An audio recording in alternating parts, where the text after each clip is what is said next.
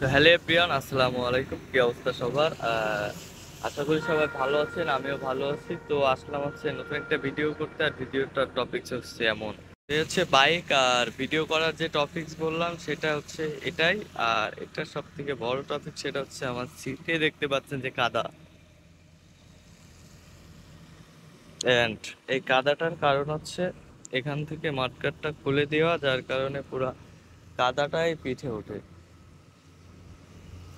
তো এটাই হচ্ছে আসলে মূল তথ্যচিত্র ধারণ করলাম। এন্ড আসলে এটার ফলে অনেক বিপর্যয়ের ভিতরে আছি ভাই, একটু চালাইতে পারছি না বৃষ্টি হইলে, ওটা কাদা লেগে পুরা শেষ।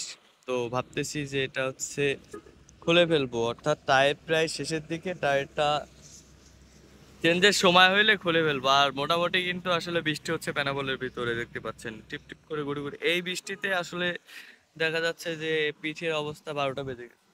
মানে জামা না খুললে দেখানো যাবে না যে পিঠের কি অবস্থা। তো এটা হচ্ছে আসলে তুলে ধরতে চাইলাম। তো এটাই হচ্ছে দেখছেন। আর এসবগুলা আসলে কারোর খোলার দরকার নাই, খুললে ভাই বুঝতে পারবেন কাদা কারে বলে। তো ভিডিওটা এ পর্যন্ত, কি আর বেশি লং করব না, একটা শর্ট ভিডিও। ভিডিওটা হচ্ছে আসলে কাদা, যে বাইকের পিছন খুলে দিলে আসলে কি একটা অবস্থা হয়ে যায় এটাই।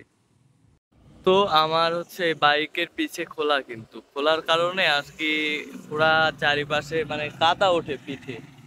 আর এই কাদাটা আসলে একটা সমস্যা, যার ফলে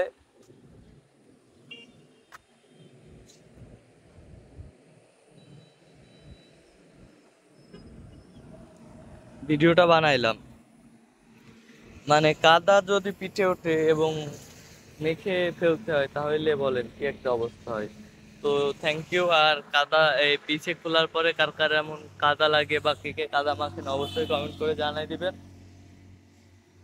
তো সবাইকে অনেক অনেক ধন্যবাদ। ভিডিওটা এ পর্যন্ত শেষ করবো, অ্যান্ড লেটস সি, এখান থেকে বেরিয়ে যাব। আকাশটা অনেক মেঘাচ্ছন্ন, বেশি সময় করব না, যার ফলে সময় অধিক নষ্ট হয়ে যাবে, এমন কাজটা করা যাবে না। তো লেটস সি, বেরিয়ে যাই।